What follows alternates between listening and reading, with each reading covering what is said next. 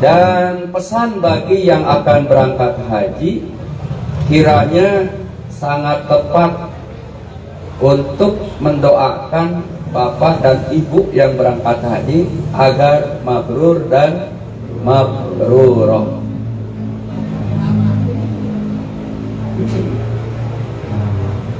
Orang yang berhaji dalam istilah fikih disebut haj, sementara implementasinya adalah mabrurah.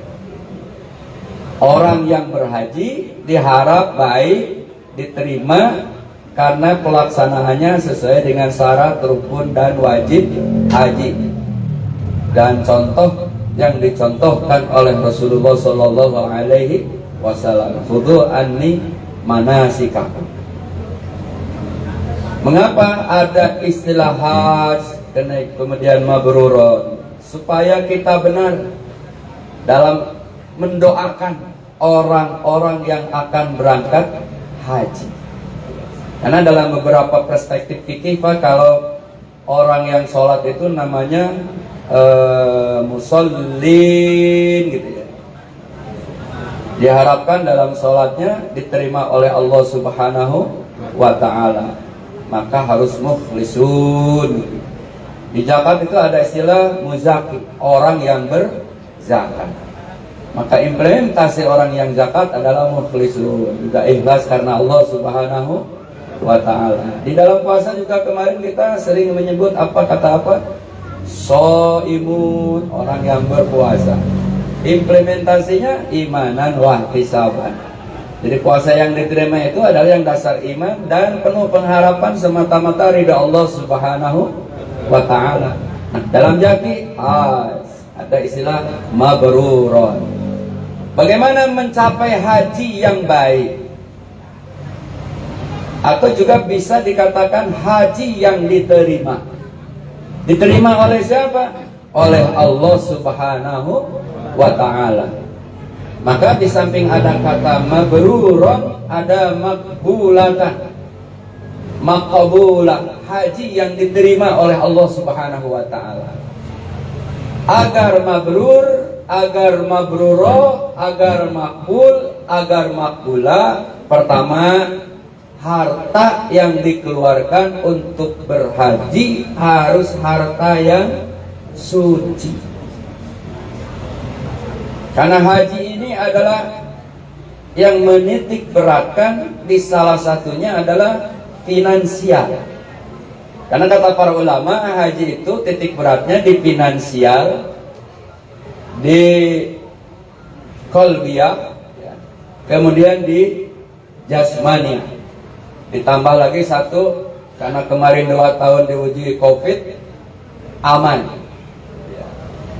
Kenapa aman Pak? 2 tahun Pak Dedi sama Ibu Dr. Erlina, mohon maaf Pak Dedi, saya nyebutnya Pak Dedi ya, keakraban. Itu mungkin tertunda ya Pak? Tertunda 2 tahun. Kemarin 2022 tertunda juga ya. Karena apa? 25 itu yang 65 ke bawah yang boleh berhaji, 65 ke atas tidak boleh. Tahun ini adalah istilah hajinya ramah lansia, karena hampir 70% orang-orang lansia. Saya lihat Bu Dede mau Pak Dokter, Pak Dede mau bertanya, termasuk kata Pak Bapak tadi jamaah muda, ya. Sehingga mudah-mudahan sehat ya Pak. Amin. 2 tahun Pak, sehingga tidak ada haji. Kenapa? Bayar sudah, cek kesehatan layak berangkat, hati sudah mau, tapi di Indonesia dan di Saudi tidak aman. Kenapa? Karena ada wabah COVID-19.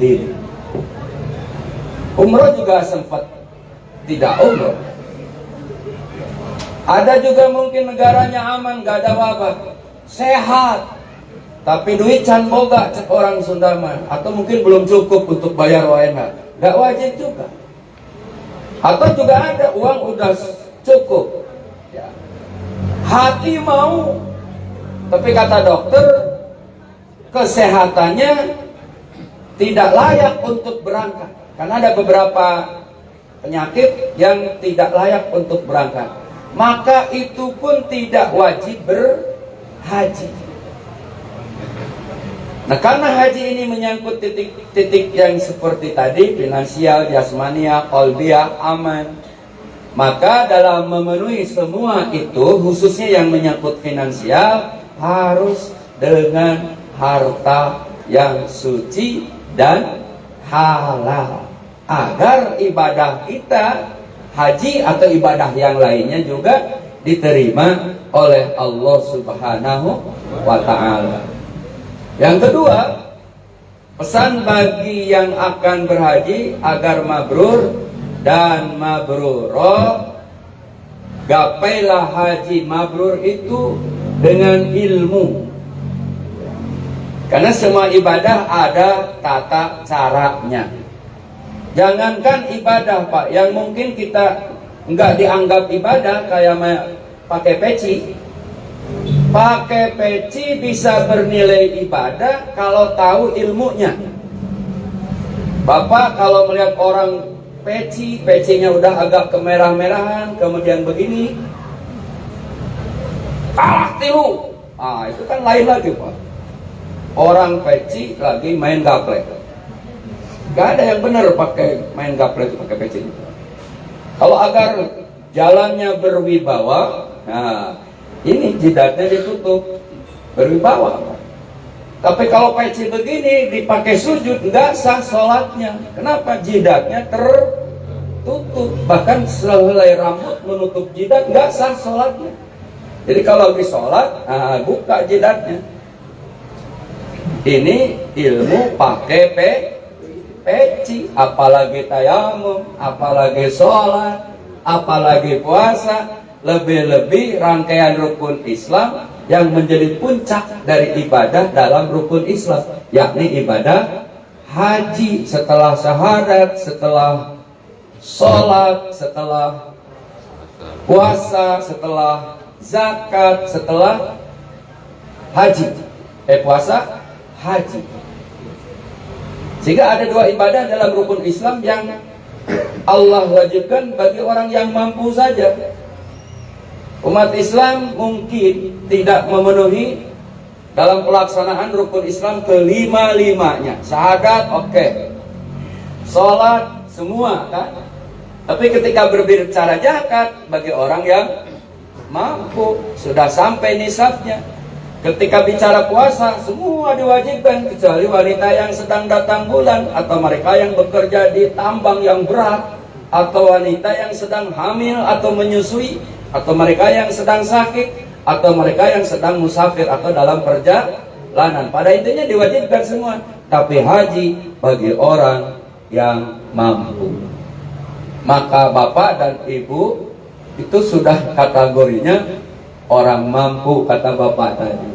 Dasarnya apa? Allah berfirman, "Walillahi 'alan nasi hijjul baiti man istata'a ilaihi sabila." Karena Allah lah berhaji. Bagi siapa? Bagi yang mampu menuju ke tanah suci. Tadi oleh dua adik kakak digambarkan ayatnya. Wa adzin finnas bil hajj ya'tuka rijalan. Berhajilah, pemenuhi seruan Allah ya, bagi siapapun yang diundang. Pak, kita sudah dapat undangan belum? Orang jawab yang awam belum. Padahal undangan sudah. Ini undangannya. Waktu Ibrahim berada di puncak Jabal Qubais di pinggir istana raja dekat Masjidil Haram, Allah perintahkan untuk menyerukan ibadah haji. Kata Nabi Ibrahim, "Ya Allah, mana mungkin suaraku sampai?" Kata Allah, "Aku yang akan menyampaikan." Ya. Dalam konteks kekinian, didominasi teknologi informasi, ya, di zaman dominasinya teknologi, sekarang ayat ini sudah bisa kita nikmati dimanapun kita berada. Kita dengar ayat ini dimanapun kita berada. Ya. Mau yang di Cicagonya atau Cikaso Bandung, semua mendengar, Pak. Mau bapak yang sedang di Mekah atau kita yang di rumah, bahkan yang di kamar tidur. Dengan adanya HP ini, kalau kuotanya kuat tapi klik aja Masjidil Haram keluar, klik aja Masjid Nabawi keluar. Apa yang sedang terjadi di Ka'bah, yang tawaf sekarang kita bisa lihat di televisi.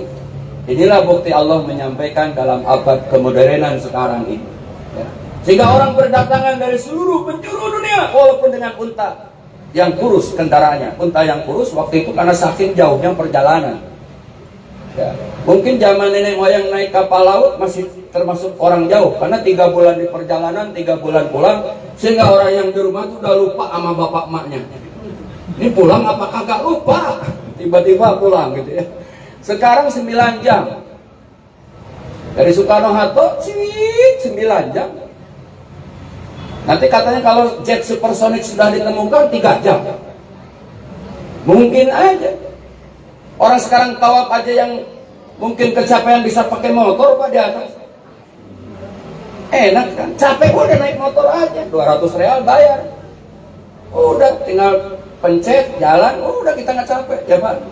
Zaman sekarang, jangan-jangan tahun depan tawaf juga sudah ada putarannya, celak muter sendiri mungkin. Sekarang gambarannya dari tenda Mina Haji Reguler yang jauh itu, terowongan 2 terowongan yang panjang itu tinggal duduk saja atau berdiri. Eskalator udah berjalan Pak. Untungnya dari terowongan 2 ke Jamarot belum ada eskalator. Kalau ada enak, lebih enak lagi. Terus di tempat Jamarotnya ada eskalator yang muter, udah sambil muter peletok, loh enak banget tuh haji. Ke depan kayaknya mungkin juga. Dulu Nabi tidak membayangkan ada lantai 2, ada lantai 3, ada lantai 4. Sehingga dulu pernah berdebat, sah orang tawaf di lantai 4? Karena Nabi tidak mencontohkan. Coba, sah nggak niat di atas pesawat yang searah dengan Yalamlam? Memang fikihnya begitu. Kalau yang melewati Yalamlam pakai ihram niat. Ya memang hukumnya. Cuma saran saya kepada para pilot pernah, karena saya juga punya yayasan Haji Reguler Pak. Pak pilot berhenti heula atuh sakedeung di Yalamlam teh entong belenyeng wae. Tahu Pak bahasa Sunda? Berhenti sejenak supaya orang niat cukup. Karena kalau labbaik kalau itu pesawat kelewat Yalamlamnya. Sah enggak sah. Oleh karena itu adalah Majelis Ulama Indonesia di Fatwa 80 kemudian diperbarui 82 sah mikot di Jeddah. Sah, jangan diperdebatkan. Yang setuju hayu, yang enggak hormati. Jangan diperdebatkan. Nah sekarang Pak, turunnya di terminal baru di Jeddah itu yang ada akuarium kayak di Dubai. Kita nggak bisa pakai ihram lagi di situ. Jadi kalau dipaksaan di situ kita buru-buru harus naik bis. Mikir lagi tahun ini kita sama tim, akhirnya kita pakai ihram sebelum naik pesawat di Soekarno-Hatta. Supaya nanti lewat Yalamlam semuanya sudah oke untuk labbaik Allahumma hajjat, insya Allah terpenuhi. Kalau enggak kelewat itu. Apalagi yang pakai ihramnya di atas pesawat minjem dapurnya pramugari. Isinya 400, paling muat 6. 466, taruh bapak-bapaknya 200. Kayak apa sih kiamatnya itu di pesawat? Enggak mungkin juga. Kalau 6 orang masih silakan. Ada teman saya yang ngotot dengan fikih lama, sholat sambil duduk itu kayaknya nggak sempurna, sehingga tayamumnya aja bawa debu Pak, di plastik. Kan fikihnya tayamum itu harus ngodok 1 siku, bubukan itu debu, bawa tempel. Nah kalau semuanya bawa debu gitu, lucu juga. Apakah agama seperti itu? Sementara kata Allah la yukallifullahu nafsan illa, kata Nabi yasir wala tu'asir, mudahkan jangan kau persulit. Maka para ulama mayoritas kita tempat duduk di pesawat yakinkan ada debu, udah gitu aja. Daripada bawa debu nempelin ke tempat alasnya juga ngebul tuh. Kalau 400 gitu semua pramugari insya Allah kaperpenan Pak sekarang sudah kena debu. Bahkan saya colotnya sama teman saya yang begitu, ente kalau nggak percaya debu ada di tembok atau di jok pesawat, tempelkan telapak telapak tangan Anda di dada belakang pramugari. Karena pramugari mah keluar masuk pesawat pasti ada debu. Dicoba ditempelin malah ditabok sama pramugari. Nah, agama tidak begitu, Pak. Dalam kondisi tertentu silahkan yakinkan di jok pesawat itu ada debu. Yakinkan di rumah sakit yang sedang sakit tidak boleh kena air, diwudukan sama anaknya juga bisa. Yakinkan tembok rumah sakit itu ada debu. Itulah agama dalam titik-titik tertentu, tidak memberatkan tapi jangan diringan-ringankan. Itu ya Pak De, Pak. Jadi sekarang naiknya di mana? Pakai ihramnya Pak De di Soekarno Hatta. Kalau belum biasa, kalau saya sih udah biasa. Perasaan saya busana yang paling nyaman dan segar, menyegarkan sirkulasi udaranya bagus, ya kain ihram Pak. Karena nggak ada yang kejepit salah satu pun, lancar semua. Tapi kalau yang biasa kan risih, ya udah pakai celana dalam dulu lah, pakai oblong. Entar setengah jam mau yang lambuka, tidak ada. Kan masih banyak teori dan cara yang positif. Ya, jadi ini cara berhaji. Nabi nyontohin nggak? Pakai ihram di Soekarno Hatta, boro-boro Soekarno Hattanya juga belum ada, Pak. Nabi nyontohin nggak niat di atas pesawat? Boro-boro waktu itu kendaraannya unta. Jadi sekarang banyak masail fikih dalam haji yang tidak boleh kita perdebatkan. Setuju? Hayu. Enggak, tetap bersaudara. Pelaksanaan haji Rasulullah itu Pak dari Mekah ke Mina dulu. Bermalam di Mina. Paginya menuju Arafah wukuf, selesai wukuf balik Musdalifah, balik Mina lagi. Kalau kita mengikuti cara Nabi seperti ini bagus, sunnahnya dapat. Kita coba, pemerintah Indonesia kita coba dari Mekah ke Mina dulu, bermalam di Mina, pagi ke Arafah, Arafah balik ke Musdalifah. Saya kira akan menambah problem. Yang sekarang aja problem. Oleh karena itu Mekah ke Mina dulu itu masalah sunnah, bukan rukun, bukan wajib haji, syarat pun tidak. Jadi kalau dari Mekah ke Arafah boleh nggak? Boleh, karena itu rukunnya. Tapi kalau yang mau ke Mina dulu, biasanya pemerintah Indonesia harus tanda tangan di kertas putih. Apapun yang terjadi, tanggung jawab saya. Gusmin gak bertanggung jawab, Dirjen Haji gak tanggung jawab, Direktur Travel gak tanggung jawab, Ketua Yayasan Dirjen gak tanggung jawab. Yang tanggung jawab dirinya sendiri. Dan sudah banyak terjadi. 2008 pecah Pak, ininya tuh pecah-pecah, berdarah gak henti-hentinya karena berjalan dalam panasnya matahari yang luar biasa. Belum bawa-bawa barang sendiri. Nah, saya kira agama gak begitu Pak. Contoh, Nabi setelah tawaf wada langsung pulang ke Madinah. Karena ontanya diikat di pinggir Masjidil Haram. Bisakah kita wada langsung pulang ke Indonesia? Gak bisa. Karena harus ke hotel dulu, nurunin koper dulu, bis masuk juga macet. Jadi konteksnya sudah berbeda dengan Nabi. Yang penting yang samanya mana Ustaz? Tawaf wadanya sama, cara pulangnya berbeda. Ora opo-opo kata orang Jawa. Karena ini juga suka diperdebatkan. Jadi kita banyak hal di haji juga, di tenda Mina Pak suka ada obrolan yang ngabisin beras. Gak perlu diobrolkan. Hal yang pokok tidak usah diperdebatkan.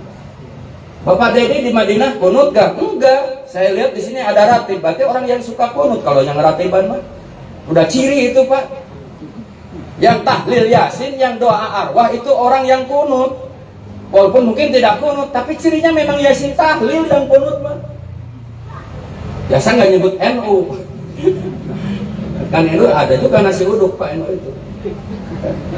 Tapi ketika di Madinah, Pak Dede mau kunut berjamaah, ya batal perjamaahnya. Di Masjidil Haram mau kunut, ya batal perjamaahnya. Ketika di Madinah, di Masjidil Haram, di seluruh Saudi Arabia, nggak usah kunut karena paham sono nggak ada kunut. Buya Hamka aja sama Dr. Idam Khalid saling menghormati. Idam Khalid imam di kapal laut mau haji, Buya Hamka makmum angkat tangan walaupun tidak amin, amin. Besoknya Buya Hamka yang imam subuh, Idam Khalid yang makmum, dia kagak kunut, nggak kunut, karena imamnya tidak. Tapi Buya Hamka orang berpikir cerdas, dia ada jeda dulu setelah Sami Allahu liman hamidah. Pokoknya kenapa? Buya Hamka nggak langsung sujud, berdiri dulu, duduk, diam dulu sejenak, menghormati Idam Khalid yang Masya Allah, ini akhlak ulama, beda sama akhlak jamaahnya yang sekarang, Pak. Sangat beda.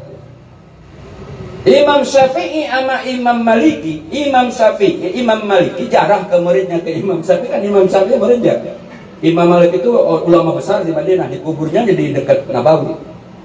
Imam Syafi'i jarah ke Imam Maliki, Imam Maliki jarah ke Imam Syafi'i, sudah pada meninggal.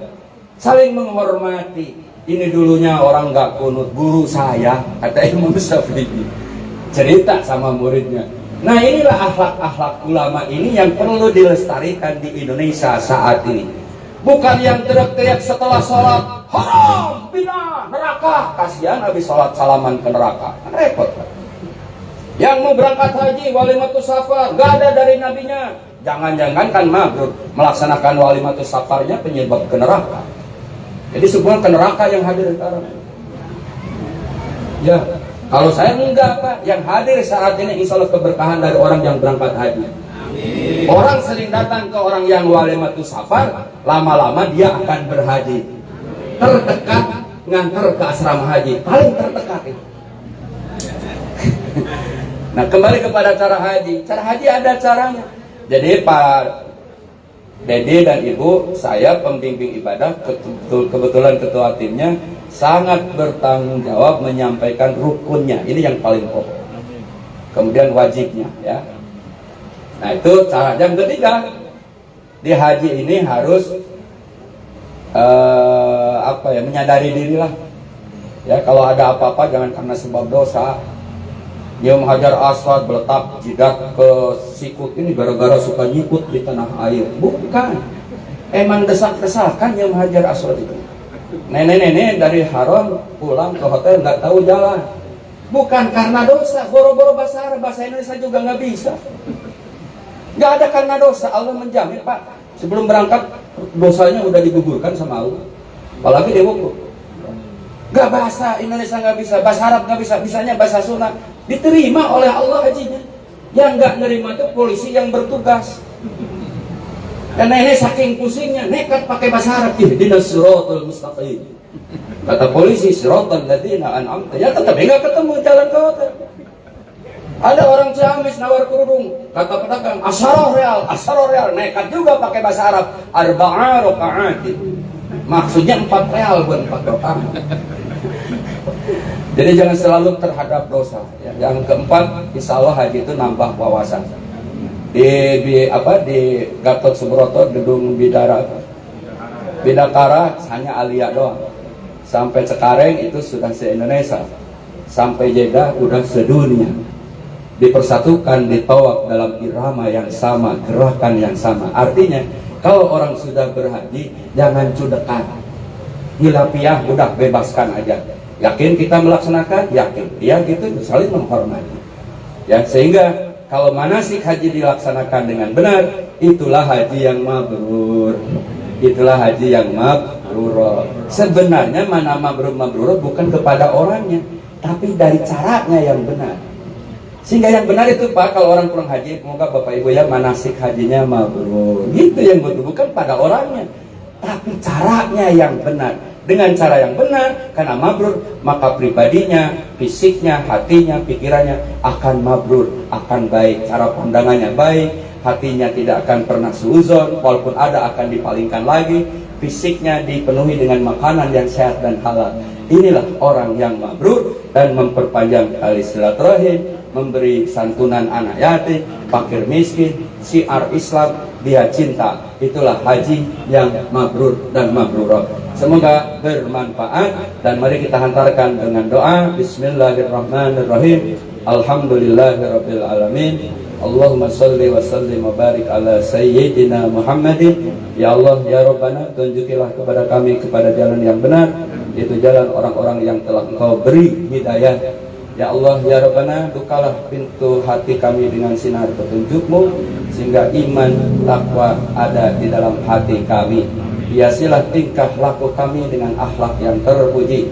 Kami mohon kepada dua hamba-Mu yang akan berangkat haji tahun ini, berikan keamanan, keselamatan, kesempurnaan, kemampuan melaksanakan manasik haji, berjarah ke Maqam Rasul, berdoa di tempat-tempat mustajab, berjarah di Siti Tur Madinah dan Mekah, menjadi nilai kesempurnaan ibadah haji.